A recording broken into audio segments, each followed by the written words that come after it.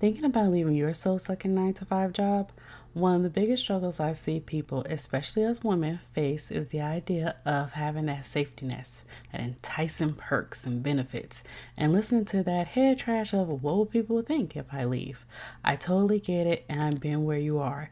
That's why I created a free guide to help you if you're thinking about putting in that notice. It's called Unlocking Your Exit Plan. Discover 5 things you need to do before leaving your 9 to 5. This guide is filled with worksheets and steps so you will have hand holding along the way. You can download your copy in the link in the show notes, and again, it's totally free. Now back to today's episode. Hey, Candace here, and I love all things business and marketing. But my biggest hurdle is my 9 to 5. That's right, you heard it. I still work a 9 to 5. And while I like getting consistent income, I'm not able to maximize my God given talent and all that I know I can be in this world. So instead of dreaming of quitting my 9 to 5, I am on a quest to making those dreams become reality. Come on this journey with me as I climb mountains, jump through hoops, and leap over hurdles to start and grow a business. What am I going to do? I don't know. What type of business will I start? Who knows?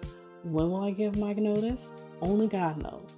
But one thing I want to share, and that is this journey with you.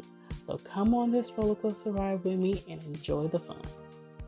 Welcome back to another episode of the Hello Sis Dorsey podcast. I have Tanya Miller here today on our podcast. How are you doing today? I'm doing well, Candace. How are you doing? Hey, I'm Dorsey family. fine. I love it. So could you tell everyone who you are and what you do? Sure. So I am Tanya of Tanya J Miller LLC. Talk with Tanya is my blog, and I am an author, speaker, coach, strategist, and I help people and organizations to figure out how to fit the puzzle pieces of life together. And I do that because I want them to be able to do life and leadership unapologetically on purpose. So I am excited to talk with you. I'm sure you got some questions for me, and I'm sure you're ready to dig in. So let's go, Yes. ma'am. Let's dig in. So before I go into my questions, I want to ask, how did you come up with leadership?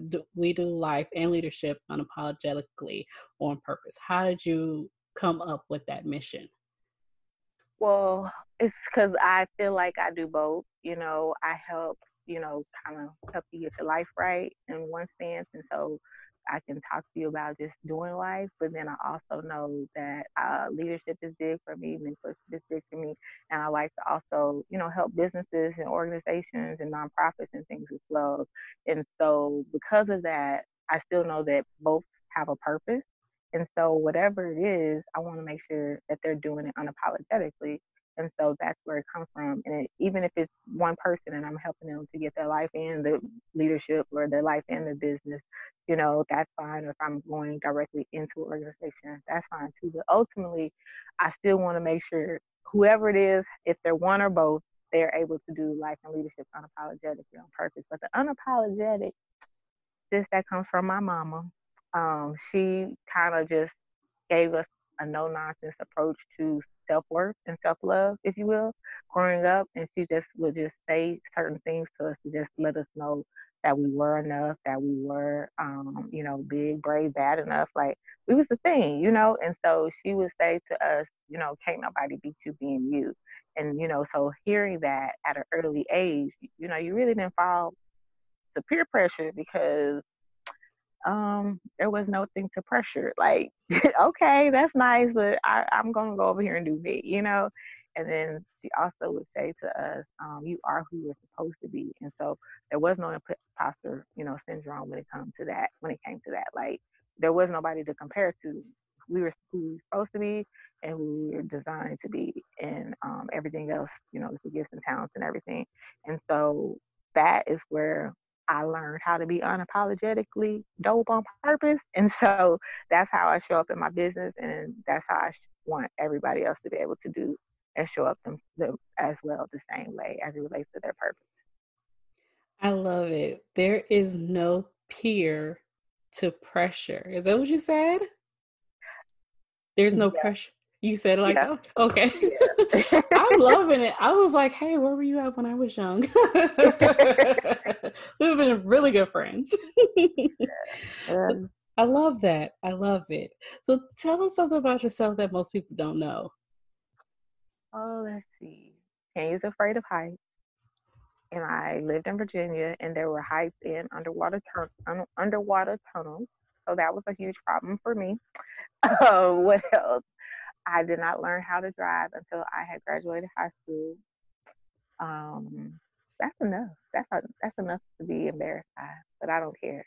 It is what it is. That's why I don't like to drive now. Hey, At least I'm honest about it. I know people that haven't started driving until they was like early in the like 30s and almost 40s. So, I mean, hey, if you did it after you got out of high school, you bet in a thousand because you know what? If you learn how to drive when you were a teenager, all you was basically be growing up, all you was the errand person. True. So, That is a fact. That is a fact. That is a fact. so you skip that. Especially, yes, yes, that is true. That is an absolute fact. Because my brother was literally taking me around his senior year everywhere I needed to go because I did not know how to drive. And I was like, take your sister here, take your sister there. So that's true. That's true. Yeah. Don't I know it? So, I'm all about taking action and taking the steps to starting or getting started, whether it be in your business, in your life, or in your health or in general. What advice could you give to our listeners out there on how to take action and take those first steps? You know, I have to relate it to my first project because we're taping in May, and so May is Mental Health Awareness Month, and so I would not dare not bring that up, even if it'll be played down the road. They'll still remember it because the reality is we only have a month to bring awareness to it because we need to bring awareness to it. But we have a lifetime to actually live it and to be aware of it.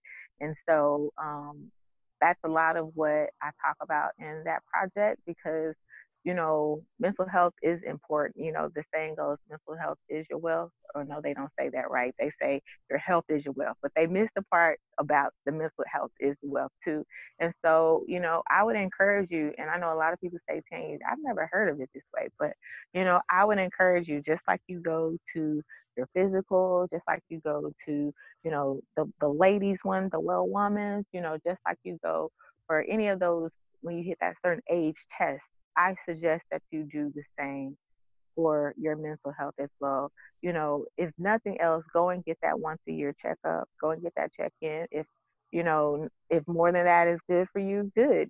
Go, once a quarter, go twice a year, but don't wait until it's something like what we've experienced in 2020, a major pandemic, a major world crisis, if you will, a major,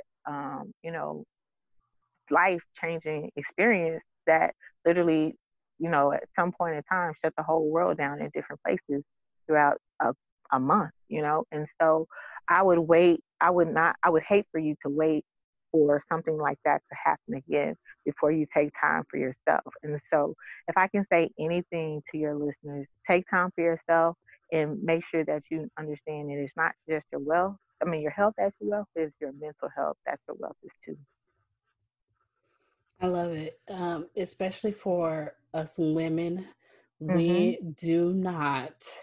We we are so we're so there to make sure that everybody else is okay, everybody else is doing and getting what they need to, what they need, and we completely forget about us because we're so busy taking care of everyone else. And that's one of the things that we don't realize that that's something we need to take care of ourselves as well. It's not going to hurt us to say, okay, I need 5 or 10 minutes to, for myself, or I need to take some time out, that maybe an hour or two or something like that. Us women, we don't do that because we're caretakers and we take care of everyone else but us.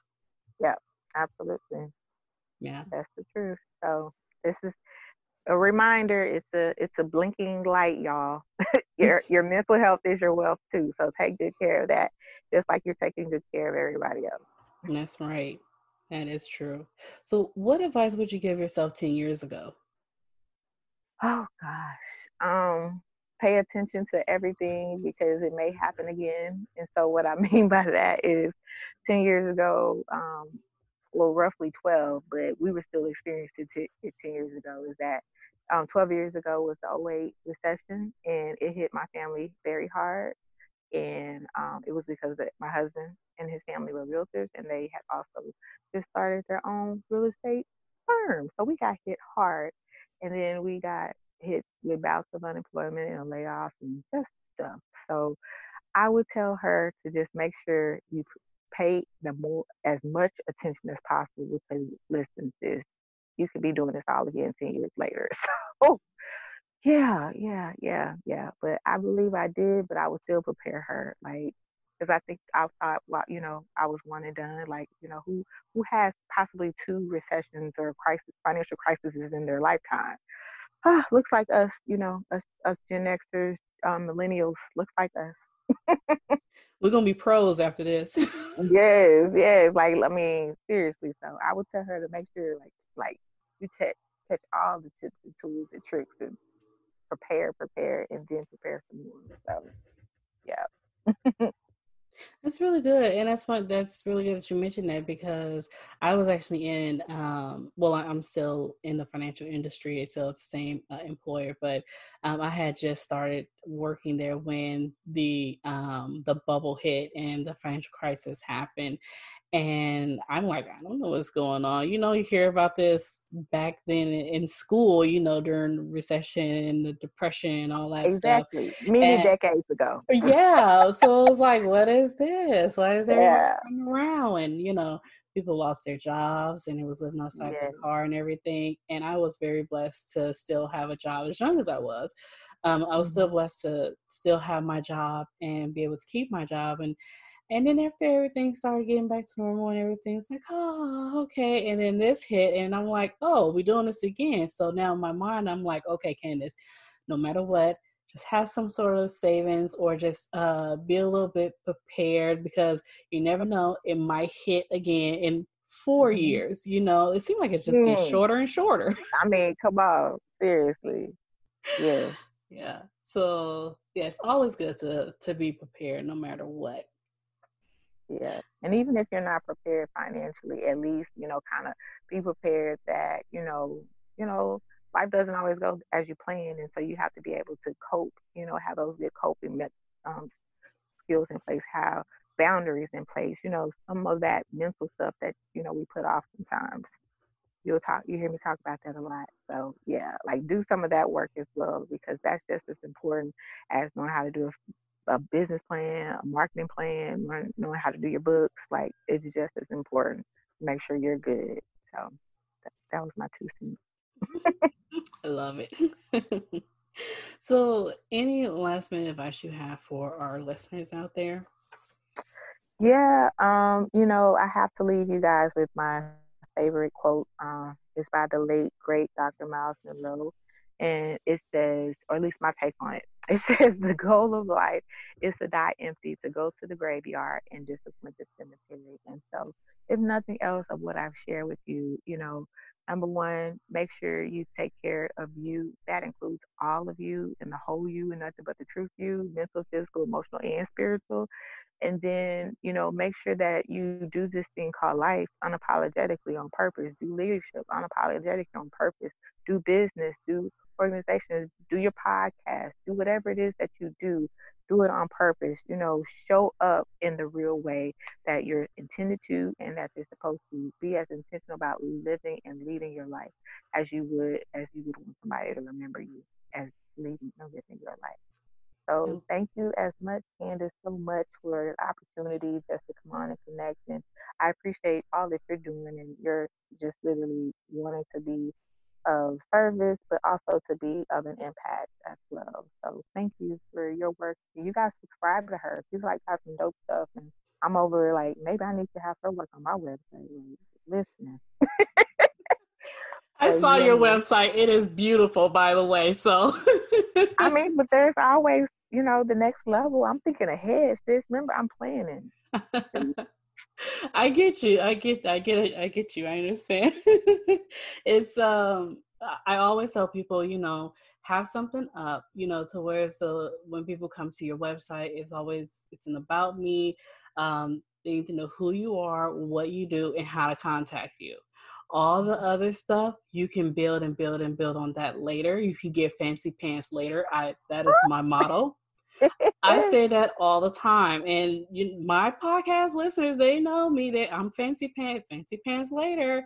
You can do all of that fancy pants stuff later, but you will evolve, and so will your website evolve over time. So, like, I'm looking at my website now, and I'm like, yeah, I need to clean up some things. I need to add some things, but I was like, you know what? People know how Yeah, to like reach these me. books that you wrote. Like you don't even have. You mentioned you wrote them, but I'm like, well, where they at? So I look at the coach training us and not taking her own credit. Y'all listen, Candy, you gotta do better.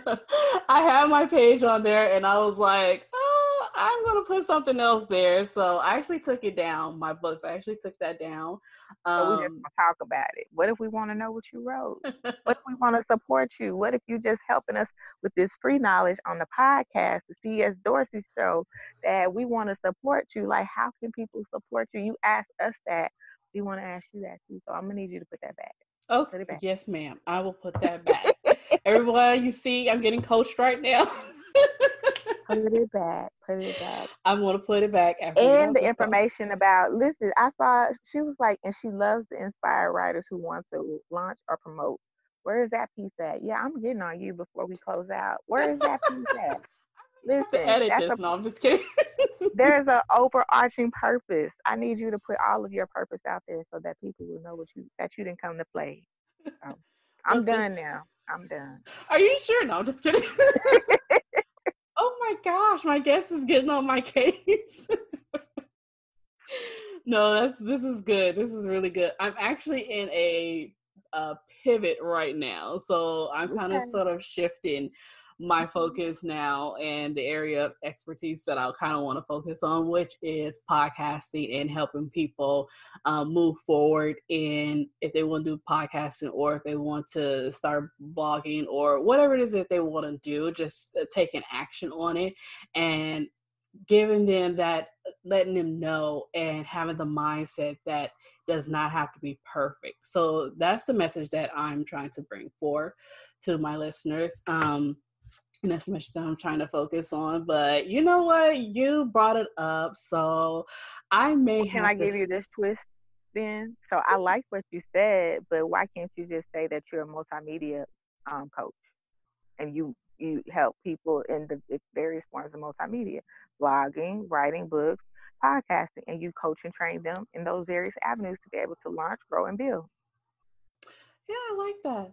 I like that. We'll definitely have to talk about that.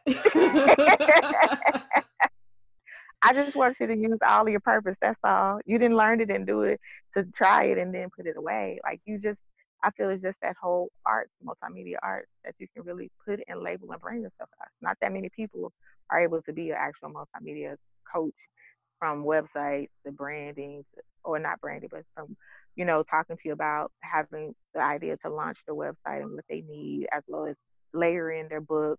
If they decide to do blogging, podcasting, you can talk to them from a full picture perspective. So I'm just saying, sis, put yourself out there from the coaching angles that you flow from. That's all. I love it. Oh my gosh, I love it. This is so great. So, where can everyone find you? Talking with Tanya on Facebook, YouTube, Instagram, and Twitter. That is where you will find me every day, motivating, inspiring, encouraging for wherever you're at, because that's what I'm about. And then my website, tanyajmiller.com. That's where you can find information, all the links I'll mention, but you'll find information on my coaching and what I kind of my style and what I offer and packages. You'll find information on speaking, if you want to have me come out to a conference in real life outside one day, or if you want me to be at your virtual summit, or just hey, you may want me to come do a podcast interview, I'm down for that. So that information is out there, as well as information on my online classes that I have already available, accessible to you, on life and leadership, available some are even for free 99. So, I mean, yeah. And then there's also information on my strategy sessions for working with organizations and nonprofits and businesses. And then shop.tanyajmiller.com is where you'll see the shop. You'll see the books, the journals, and the message merch. Basically, I say it's merch with a purpose. So it's message apparel, buttons, stickers, any message flashcards, just everything that tries to reinforce a positive message. That's all at shop.tanyjmiller.com. You are more than welcome to connect with me. And when you do at bit.ly, all caps, fam, you get 20% off your first order at shop.tanyjmiller.com. But no worries, the books are still also on Amazon. They are in print, digital, and audio. I I remembered you, Prime family. I'm a Prime girl. I remembered you, Audible people. I'm an audiobook girl. So I didn't leave you hanging. And then the journals are there in print. And last but not least, I remember I told you I want to get you wherever you're at. So your girl has a mixtape. I'm not rapping, but I am providing, once again, that motivation, inspiration, encouragement for wherever you're at. Meaning you might be on Spotify, you might be on Pandora, and you look for Talk with Tanya Mixtape Volume 1, and that's where you'll find me over Pretty Dope Beats. So I have enjoyed you. Hopefully I didn't get on you too hard. I was not trying to. You just had me. You left me open and I had to go. But all jokes aside, you guys support Candace and whatever she is doing, because she is a rock star and she is doing amazing things to transform and change lives just by helping people to launch, grow, and build. So I've enjoyed you. And Thank you. I'll be Same here. bye, CS Dorsey family. Y'all have a good one. Hey, thank you for tuning in to another episode. Now, can you do me a favor? If you love this episode, please write a review. Let me know what you think, or send a shout out on Instagram at csdorsey_hello. I can't wait to read your love notes.